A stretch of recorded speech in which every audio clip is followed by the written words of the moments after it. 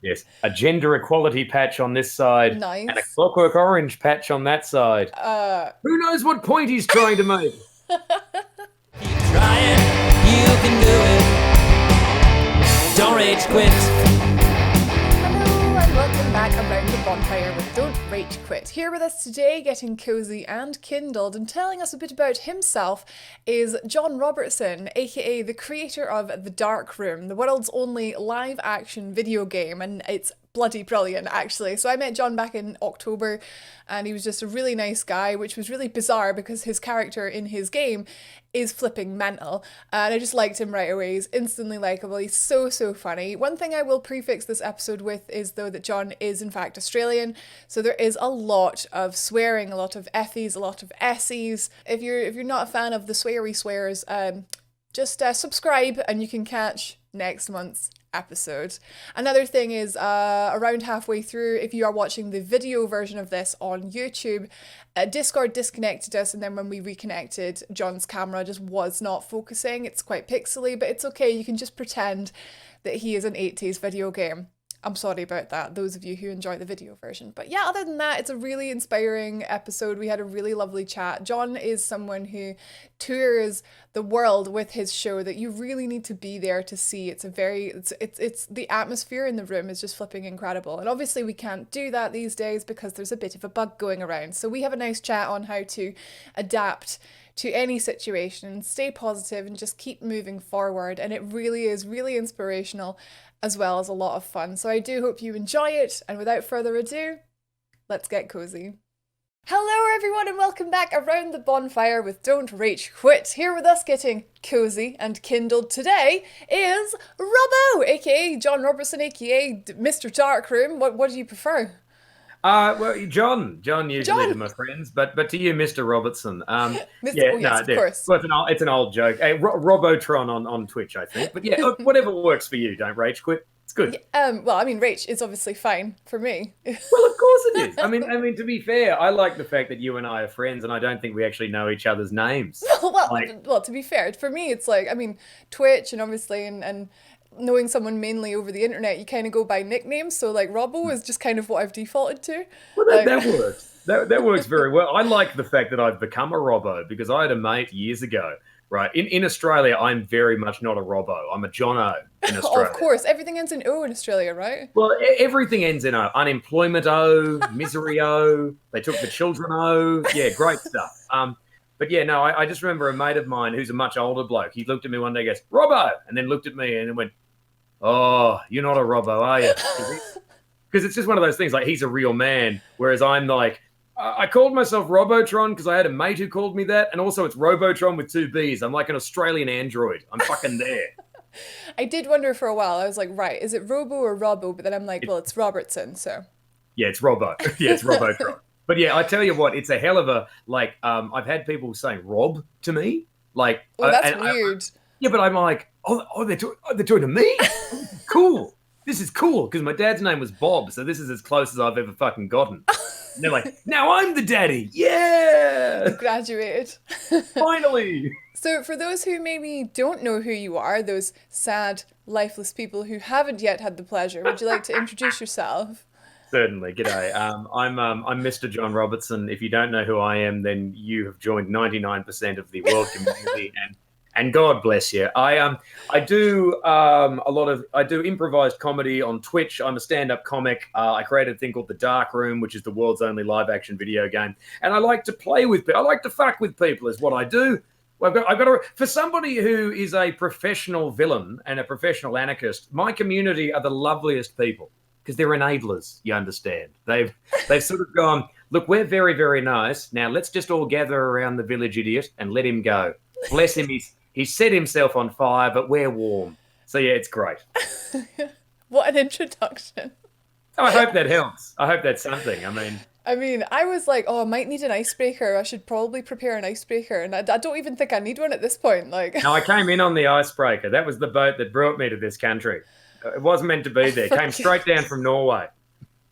actually, that was one of my questions. So you're obviously from Australia. Whereabouts in Australia? I'm from Perth. I'm from Perth, Western Australia. I am from Kinross, which is near Perth, but obviously the Scotland version of Yep. Perth. Bit Yeah, we different. have a Kinross suburb in Perth, Western Australia, and yeah. Oh, look, Perth is a place that has never realised it's a desert. Like it knows it's in the middle of nowhere, but it's named after. Like I used to live in the suburb Guildford, right, which was built up so that it was kind of like like a cosplay version of the fucking Guildford here. I That's was what going to say there's one colonialism in does. England. Yeah. Yeah, that's like the charming bit of it. Okay. Like the uncharming bit of it is you can go down to that Guildford and go, how many people died so we could have this railway station? Just terrible shit like that. So, but there you go. So when did you move to the UK then? Oh well, it depends on who I'm answering the question to. The immigration board, they have Oh. no idea when I got here. I've been here the entire time. Since about 1978, before I was born, I've been here. It's incredible. No, I got here. I got here 2013, and it's one of those things, like fucking living in the UK. Time has crept up on me here, and it's like, okay, let's put it this way: when I started coming to this country, kids were wearing anonymous masks and rioting in the middle of London, and now it's just like, okay, now those same kids are wearing face masks to deal with the asthma they already fucking had, but to deal with COVID-19. I was It's going to say no incredible. one's in the streets in London these days, to be fair. No, I am. I've got a bicycle. I'm fucking there. Oh my god, I'm the fucking king of Trafalgar Square. It's the best. Just got it all to yourself. Oh, it's so shit. It's like, okay, you got an hour to go and exercise. Yeah, So yeah. I'm just like, righto. So I get on the bike and I go to Trafalgar Square, which is the first place in London that my wife and I really loved because I used to jump on the The I jump on lions? the lions. Yeah. Yeah, so much fun. But I was a bit of a chunky boy when we first came. So I eventually got on top of it, but there was a lot of little man humping the lion for a while. Which I'm informed was a lot of fun to watch. It hurt me very much. The lion felt nothing. But I go down there on the bike and there's just something like, okay, it doesn't feel quite like the apocalypse, but it does feel like what 1960s British cinema told me the apocalypse would be, which is Trafalgar Square empty and just like Yeah. a guy on a bike going around in a circle, and that's me. That's me on the bike. Yeah, yeah. So obviously times are pretty like crazy right now. Yeah. And a lot of what I want to talk about today is sort of like surrounding that because for the longest time I've been like avoiding talking about it because it's quite scary. But then I feel like we can sort of turn it into a positive, and I feel like your sort of story, the way you've sort of rose to it, is quite positive. It's really inspirational. So first of all, I think to understand what I'm trying to go at, we need to first understand what is the dark room. So how do you sell the dark room? The Dark Room is the world's only live-action video game. It is a retro gaming nightmare. It is a combination of a game show and heavy metal. And as a critic once said, like something your cool uncle brought back from Japan that one time. It's me. The room is dark. 4 options appear on the screen, and my accent changes. I wear a lot of leather, and suddenly you'll hear this voice. You're weak to find yourself in a dark room. Again and again. Again and again, because it's built on 1980s video game logic, which punishes failure.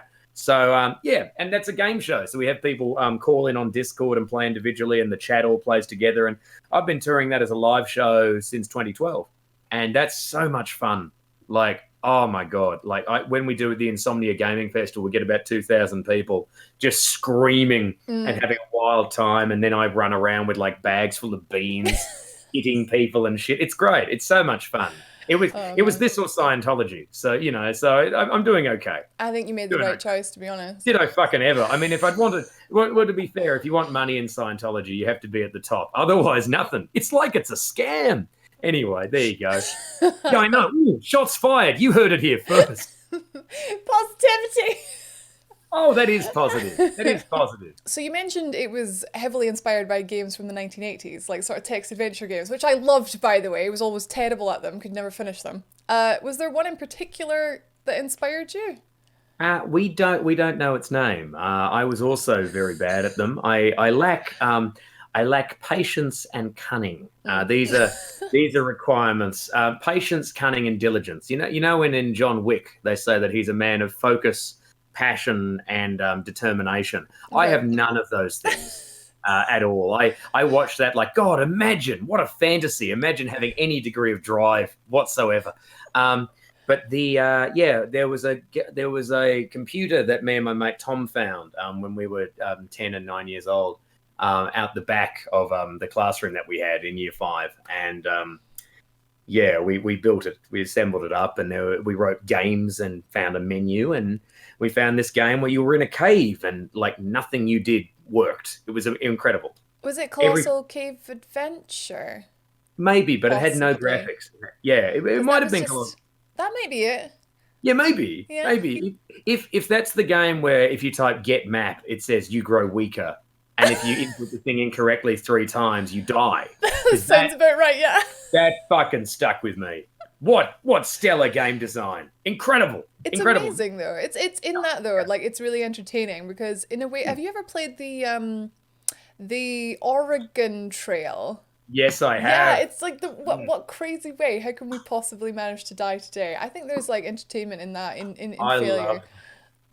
Oh, look, last night on stream, I played a text adventure I'd never played. We played the Jack the Ripper text adventure. Oh, I haven't heard of that. Well, you shouldn't. There's no reason to. It is complete shit. Oh.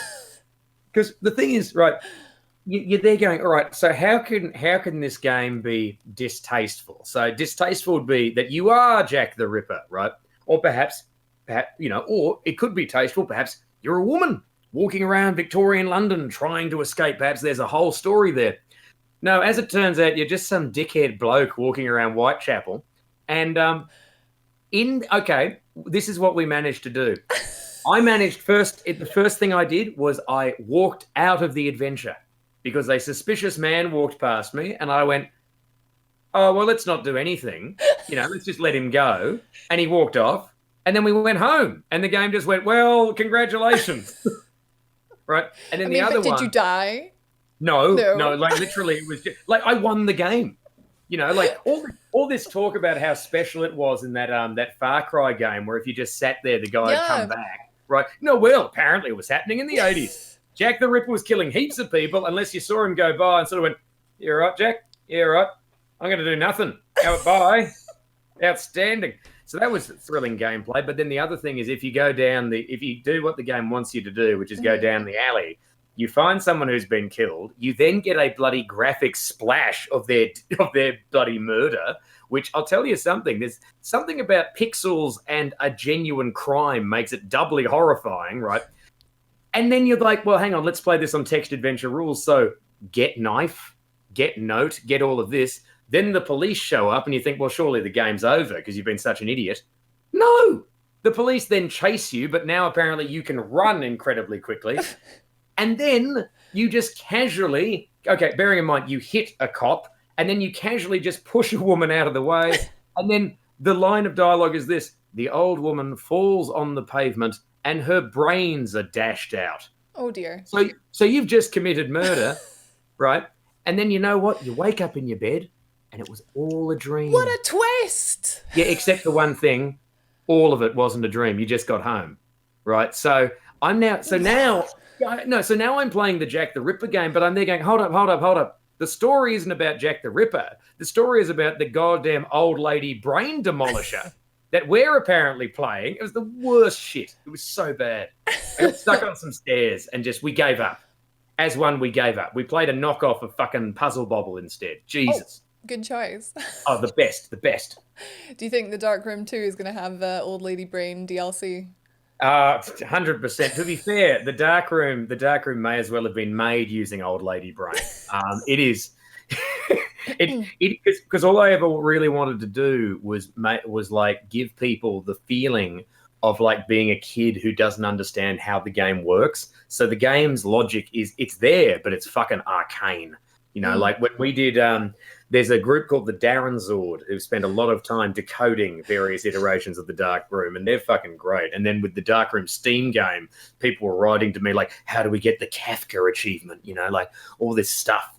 It's a lot of fun. There's always mystery there because the game doesn't want you to win, so it will actively try to stop you. And not in a fun way, not in a like, here's how that enemy works. Look, you jump on it, that'll always work. It's just like, it's Tuesday. And on Tuesday, that enemy goes the other way. I knew it. I knew you changed it. It's literally unwinnable. It's not unwinnable. It's not unwinnable. I change it periodically. I don't change it that often, but when we did it for 48 hours on Twitch for the NHS and Mind, then I changed it. And I'll tell you something right now, folks, okay?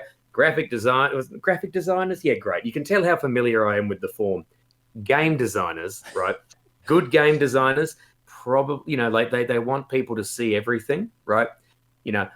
I consider it a badge of honor, okay, if they don't. And for 48 hours, right, people were getting obsessed with the screen that had a shovel on it because they thought the shovel would be the way to escape the dark room. And they have no idea how close they were, right? And I'm going to tell you now because I'm doing a show on Friday, but I'm going to change it. Oh my God. Right? What they don't understand is, okay, because the dark room does pay attention to what you've done and your actions are cumulative, right? It doesn't always reset, even though it looks like it resets. So you've been behaving badly in a dark room. Your behavior is going to affect it as it goes on, right? So we had people being jerks and picking up this shovel. If they had just been not jerks, if they had just picked up the shovel, right? We had a boss fight that I had built. And they were one screen away from the boss fight the entire time. And I found that out later on because I was thinking, what the fuck? Because when it doesn't happen, I check the map sometimes to go, well, what the fuck? And no, they were there. They were there. But the internal rules of the game were like, nope. No, you get punished. No, you don't get to see it. You don't get to see the giant spider. Nope. And that's your reward is a giant spider. Oh, man. I mean, that is that alone, that 5 minutes of conversation there, that is literally the dark room. As someone who had the pleasure of not playing, I didn't play it firsthand, but I feel like because I was there, I feel like I did play it. So that was at EGX last October. That was fantastic. It was wonderful to see you. Fun. There's something really special about going to a show, going to see a stand-up comedian, but actually being there. It's different to watching it on DVD. It's different to watching it on the TV or playing it on your console at home. What made the dark room really special, in my opinion, is that you were there, I was there, you were there, and we were all playing it together, the whole audience. So obviously, given recent events, we can't go outside. We can't meet up with anyone. Well, you know what you did. Me? No, that's it. Look, it's no one's fault that you're under home arrest, Rach. Okay, you don't blame other people for your terrible crimes. It was one time, right? And nobody saw. God. Also, yeah, I do apologize. I might have wanked on a little bit there about the fucking boss fight, but I was so excited. I did not know how you were going to end that sentence there. Yeah, there we go. Yeah, I do apologize. I just thought I'd like to confess to a Louis C.K.-esque crime. Yeah, no, thank you. Yeah. Clearly, things have changed a bit from doing these shows, from doing Insomnia, from doing your wee tours. Do you tour often? I always tour. I'm constantly on tour. Every year? Well, yeah, we never stop touring. I'm always somewhere. That's awesome. Well, thank you. It's the really nice thing about I have a suitcase. It's got a ridiculous outfit and some t-shirts in it. And I go to a place with my laptop and my ridiculous outfit and a pineapple that I call the flamboyant potato. And we do a show. And MVP. It's a lovely way to make a living. And you can, you end up in a whole bunch of different places. In the last couple of years, Singapore, Vietnam, Thailand, Norway, Denmark, Germany. Holy crap. All around the UK. Forever, everywhere. Australia, everywhere. Oh, that's Except awesome. America. They don't. The Yanks. I love Americans. They're a fantastic audience, but the people who run their comedy clubs, they're lovely people too. But they don't lead with money. they're very much in the. Well, who are you? I can get a guy. He wasn't on Seinfeld, but he knew someone who was. That kind of thing. So that's a hell of a thing to deal with. But nevertheless, that's life. Oh man, that's crazy going from literally that being your job to now. Now what's your job? Why don't you tell me? Well, it's the same. Well, thank you very much. I had no idea I was talking to my mother. Look. John, what is it you do now? I could say it, but I feel like it's better if it comes from you. Oh, that's very nice of you. I to be fair, I do the same job, but I don't have to leave the house. And I went from doing, maybe I would do because I always writing and doing other stuff as well. But maybe I would do 1 or 2 darkroom shows a week and tour around, and maybe there'd be some stand up as well, and lots of stuff, lots of side projects, all this stuff. And then that became why I now stream on Twitch 5 times a week as a minimum, and then we just add like random gaming streams throughout the week, and it's interesting because it's like stand-up comics in this country, like some of them might, they realistically, you're gonna work maybe an hour a night. Like you can worry and you can write and you can meet up with your little friends in the cafes and sit around and compare notes and go and record a podcast and all of this, right? But realistically, realistically, you're going to get up on stage for about 20 minutes with your microphone and do your act, and maybe you might do that 2 other times that night. Yeah, and you get a wee interval in the middle. Yeah, that's right. Or you might be going and doing your touring show, which could be 1 hour or 2 hours, right? But now I'm there like, okay, cool. Well, now I do that 5 nights a week, and I feel like I'm at the Edinburgh Fringe. Like all year. It's brilliant. I've never been so busy. I've never eaten so much crap in my life. Same. Oh God, same. I'm going to be a circle by the time this is over. Oh, but it's kind of great though. It's got its charm. I've got some skinny fat going on at the minute. It's great. Oh. No, just because I'm like, I know the difference because I'm like, I know what it's like when I go to the gym, but I also know what it's like when, what do you know, jumping around like an idiot for 3 hours actually does something for your cardio. I imagine so, yeah. It's a lot of fun. A lot of fun. Oh my God. By the end of Edinburgh Fringe, for somebody who is genuinely going, right, give me some macaroni, put it in a fucking pie. You got some chicken pakora? Fucking jam it in me now. Chips and cheese? No, absolutely. 19 ciders? Good night, right? Okay. I usually have a bloody 6-pack by the end of Fringe. And it's great. At the moment, let's be fair, it's hiding underneath some cakes, but it's there, damn it. It's having a nice time. It's having a little holiday. It's in bed. It's under the blanket. Is it ever? It's got the big duvet over it. It's lovely. Oh man, it's crazy to think, like, because obviously I lived not too far from Edinburgh. I've been to the Fringe like 6 or 7 times in my life, and I never saw you. I was missing out. Okay. I was missing out. Oh, don't worry. A lot of people haven't seen me, and that's fine. But we have like that. That's great. Like last year we sold out every show. Like you could not so get. Good.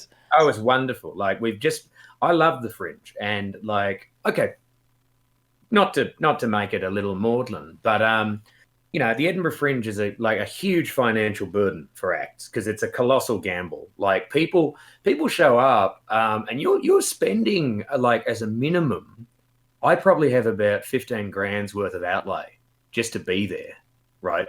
If you don't know about this, the world's largest arts festival, like people spend colossal sums of money, like 30 grand, 40 grand. Like to pick a slot. Because it's a combination of you've got to pay your rent, you've got to pay your flyering team, you're paying your rent back in your home anyway, right? You then got to pay for the venue, and you pay for the program, and you pay for this, and it really fucking stacks up, and it's become this thing where it's like it's not enough anymore to like stand around and be like, hey, I got a free show, which is what you could do 10 years ago. I did it. Yeah. Me and my wife just standing outside. Hey, it's free. It's good. Yeah, it's good. Is it good though? Yeah, it is good. Okay, look, if it's not good, you can fuck off. All right, we'll come in. Wow, we stayed. Yeah, cool. Give me some money. Oh, you said it was free. Fuck off there. Great fun, but it worked. Okay, it was a lot of fun. Mm-hmm. Now you're there and it's like, righto, the first thing we're going to need is a small army of teenagers holding pictures of my face. Right. Now we need to send them out, Find a wall. Get going. Go, quickly.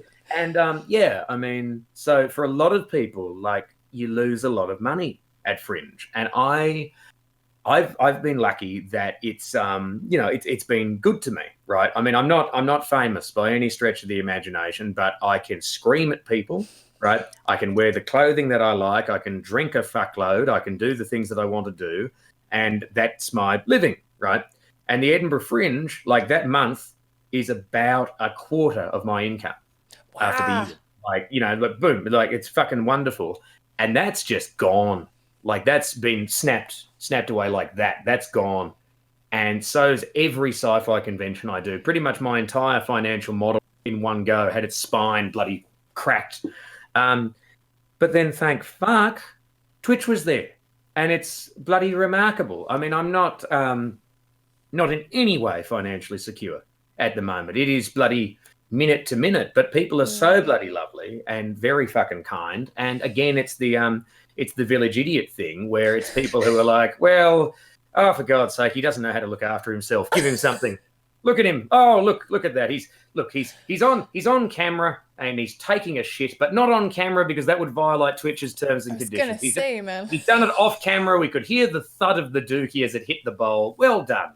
You know, people are very kind. I don't think anything has ever better explained the nature of the relationship between an audience and a performer than being on Twitch. You know, like, and being directly like, hey guys, we're going to go do this thing. And some people being like, cool, we'll have some money. And other people like, look, we'll just tell people about you. Like, fucking both are good, you know. Yeah. The lovely thing. Had you tried Twitch prior to all this? No, never once. What made you go with Twitch over YouTube, Facebook, Mixer? It never occurred to me. They never entered into my brain as being things that I would do. Because I just didn't. I mean, Twitch was all, you know, it's for nerds. Let's be fair. The live streaming platform, to be fair. Aye. And for all of the, you know, like the elite gamer stuff, it's like, yeah, well, I get those guys. Your elite gamer guys can come down to my stream and I'm going to tell them that they have no souls and, you know, or personal lives and they deserve this, you know, and they understand. And if you don't have a sense of humor about your ridiculous job, then fuck off, you know, like, I've got a ridiculous job. I can't believe this is what I do for a living. I was going to be a lawyer. You know, I didn't have the grades for it and I never studied to be one, but that's what I was going to be, you know? So I know, God, like I say that to myself, like pretty much every day I stream, I kind of go to myself and I go, this is my job. Yeah. What? Isn't it? It's so wonderful. And it's that thing as well. It's like, you know, it's that thing of you be incredibly bloody lucky because it is people going, oh, look, we'll take an interest in you and we'll help you and, you know, and this thing. And then discovering that this appalling thing that you do is apparently a service, you know, that some people like it, which, you know, but that's the nicest compliment you can have. So, yeah. Anyway, so, I mean. Sorry, in a way, it's similar to a Fringe show where it is, in a sense, it's a free show that people can choose to support if they want to.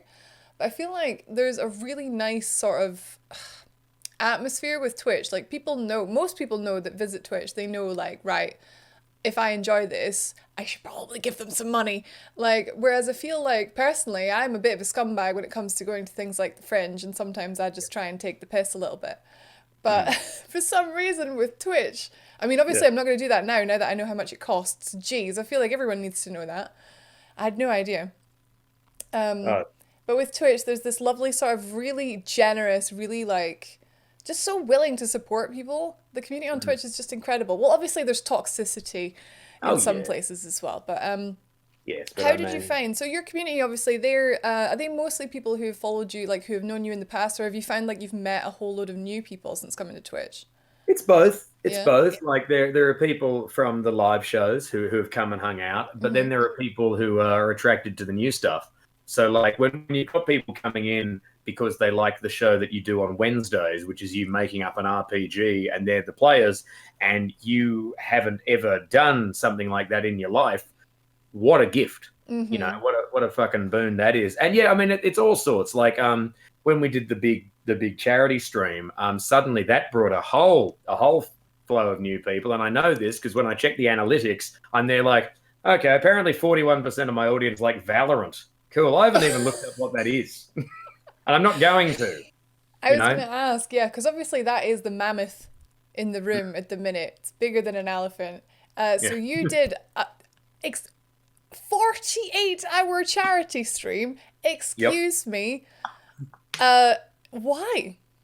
Well, thank you. Why?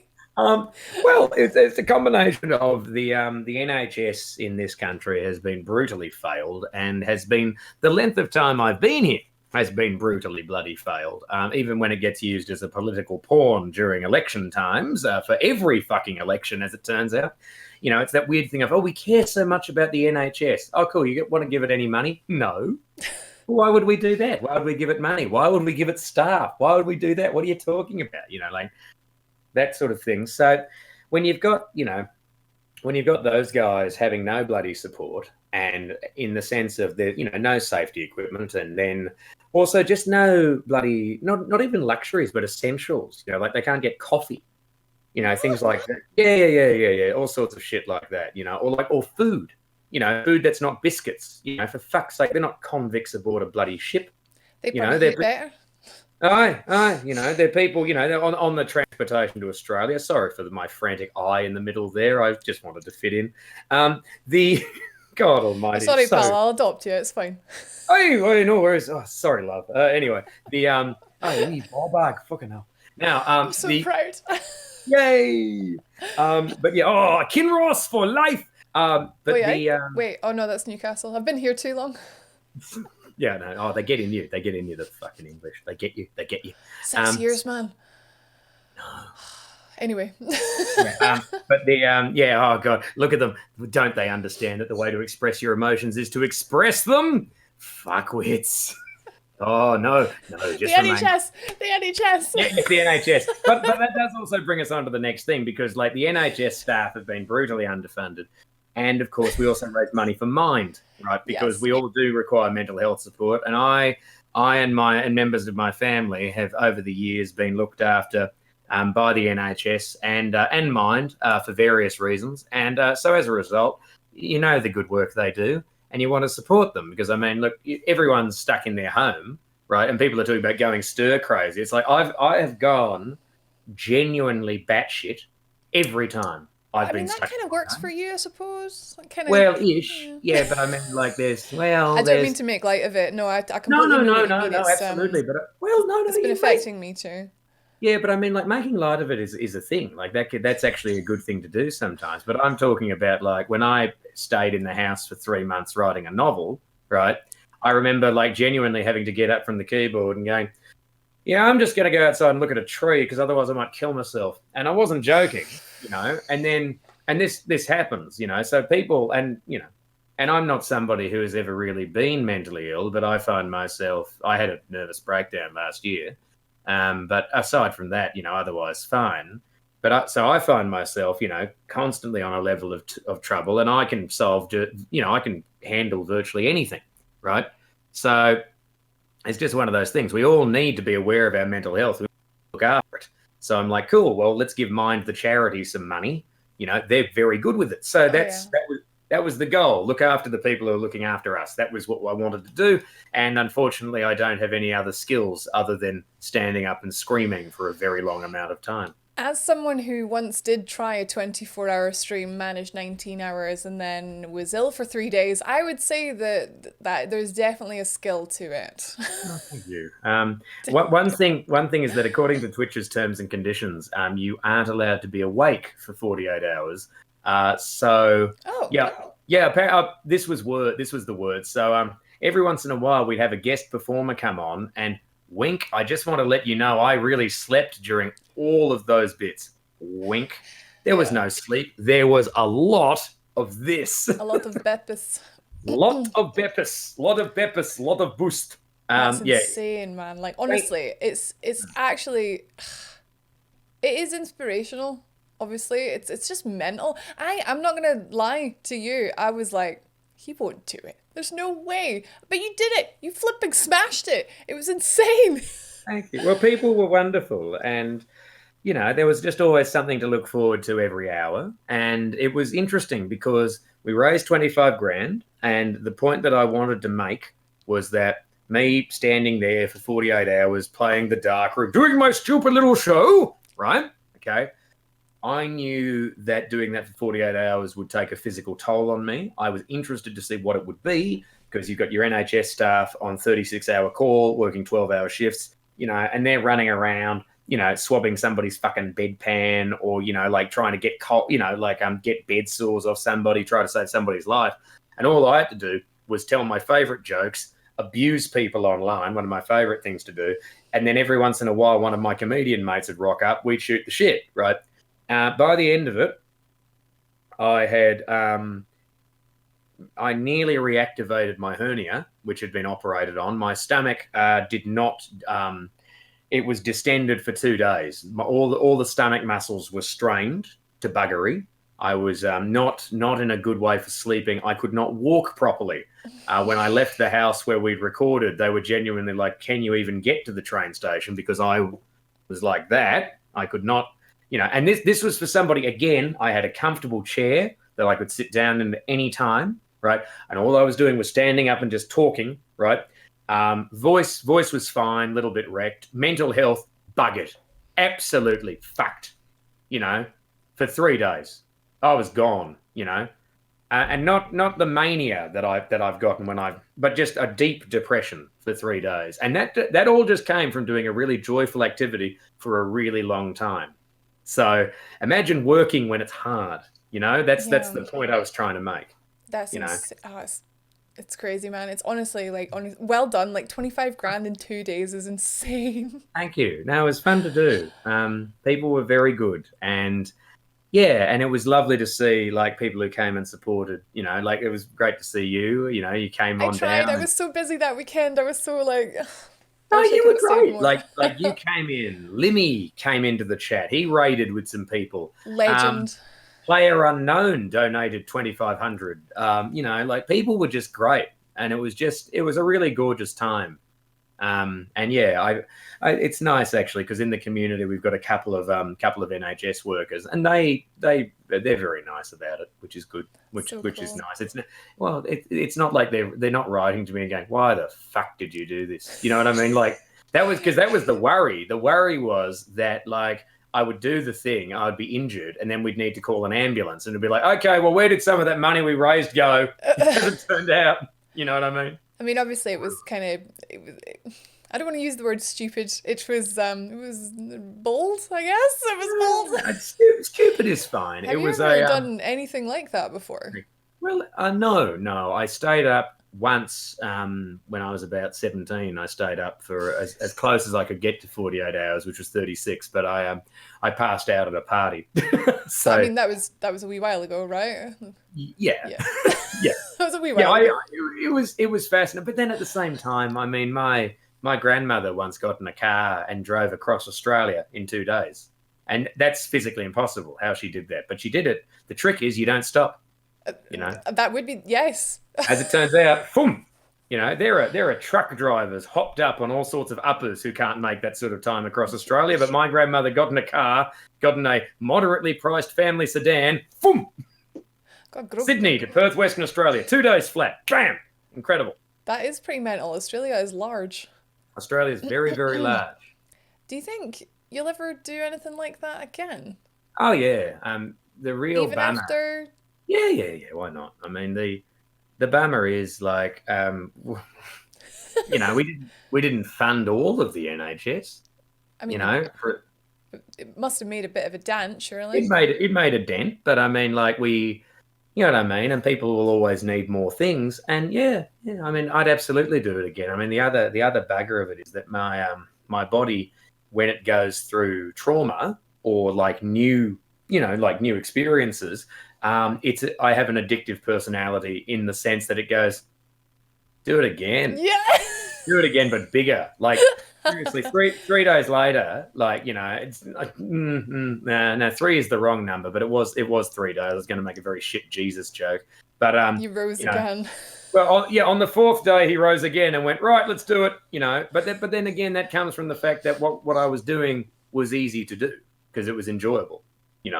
But also at the same time, that enjoyable thing still had a physical fucking cost. It didn't, and an emotional one, even though I wasn't actually doing anything. You know what I mean? You were doing something. Yeah, but I mean, but when I was done, people clapped. They were very, very kind about it, right? Okay. What do we do for the NHS workers? On Thursdays, we go outside and clap, right? Yeah, but they're probably at the hospital. And if they're not at the hospital, they're at home, probably trying to sleep. It's just one of those things. Well, I'm just saying, performers have the luxury that we exist in a thing where it's been cultivated that it's Hi, I'm doing my job. Oh, did you do your job well? Well done. Right? And that doesn't get extended to anybody else. And it should very fucking much. Yeah, no, I totally agree. Oh, God, yeah. If you could, if you thank somebody, for doing something beautiful for you, it's fucking incredible. So, yeah. That's what I think about that. Inspirational. Oh, no, I don't. No, but thank you. That's very kind. So, I'm looking to wrap this up. As much as I really don't want to, I suppose we should probably finish at some point. That's all right. That makes sense. I mean, I'm not doing a 48-hour podcast. Should be a little closer to 48 minutes if I've timed it correctly. Basically, just at the end here, I'm looking to inspire people who have been finding things a little difficult lately, especially with motivation. A lot of us are working from home and are not used to working from home. It's so rubbish. Lots of us are losing our jobs and our hobbies and even the ability to go and see our family. Children, some people haven't seen their kids in 3 weeks. It's been rough. How have you managed to stay positive and motivated, and how do you keep on keeping on?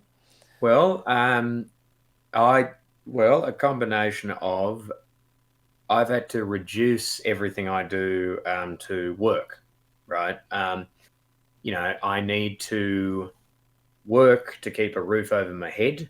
I have only one way of making that money, and that is to make content online, right? So that means that I have to give that as much as I can. And so that's become the thing. It's very much like I never wanted to be this, but it's like being a fucking character in an anime, that kind of, let's do it with all of our might. Let's give it all that we can, we can do it. Exactly. But that's what I have to do. But that's, for me, there are two things that I keep in mind. One is we have to keep moving forward like a shark, like continuous. Look, I'll tell you, this is how I get through anything that's fucking terrible, right? It's a combination of aggression, all right? But that has to be focused, okay? You can't just be like kicking a bin or something, all right? It has to be like, and when I say aggression, I mean like, your shark keeps swimming. If the shark stops swimming, the shark will die, right? What does it need to keep swimming? Well, it needs to eat. So you eat the fish, you do this, you keep going, right? And because I'm on my own at the moment, that's easy to do because it's like, all right, my wife's in New Zealand. That's its own bloody problem, right? But I can't solve that, okay, which brings us on to the second half of this. So it's like, righto, we're going to work. Now, how do I work, all right? I need the stuff that makes the stuff go. Great. How do I work? I have a lot of fun. Cool. Okay, we're going to have a lot of fun. God damn it. That's what we're doing, right? We're going to make other people feel like they're having fun. Hot damn. And if they don't like it, they can get fucked. That's good. And you push and you push and you push like that, right? That's how you get through that. And then it also helps that for all of that talk about fucking motivation and ferocity, again, the job's very enjoyable, right? So there's that. But then the other side of it, right? The other side is just the phrase, it's just what's happening, right? And the phrase, it's just what's happening, is the thing that I just say for things that are beyond anybody's control, but you still have to deal with. So I can't control a bloody global pandemic. All I can do is look after the people that I can look after and provide the services I can look after, that I can provide. And if I feel down or depressed, then I stop those things as much as I need to, but then also pick them up the second I have to do that. So you have to find ways of making space for yourself, whatever that is. And that's it. If I feel like I'm burning out, that means I am. No, wait a minute. I smell smoke. It's because you're on fire, you fucking idiot. Right? So a lot of things like that. Also, as a lifelong freelancer, as someone who's worked at home a great deal of times, I'll tell you right now, okay. No, you're not hungry. You're good. That's one. Right. Try having a glass of water. Yeah, have yourself a glass of water, and for God's sake, just finish the work email before you fuck off to have a wank. Christ, that's it. I tell myself that every single morning. Yeah, doesn't stop it though. Christ almighty, my palms have never been so smooth. Careful, limit yourself. You don't want to do injury. At this point, why the fuck not? Right. Because then you'll have to go to hospital and they're busy there right now. No, you're right. The last thing they want is, for fuck's sake, this wanker. Yeah. And on that note, thank you so much for joining me on the Around the Bonfire podcast, Robbo. Once again, where can people go to follow you? Oh, thank you very much. Please come on by to twitch.tv/Robotron. I'm now hiding my hands. I'm very aware of where they've been. On Twitter, I'm Robotron, again with 2 Bs. For everything else, go to www.thejohnrobertson.com. And Instagram is Mr_dark_room. There's lots of stuff. All the places. Yeah, why not? Except TikTok. I drew a line. Yeah, of course. Yeah, why not? Well, thank you so much. We'll see you around. Take care. Indeed. Bye. We can always help each other. We can lean on one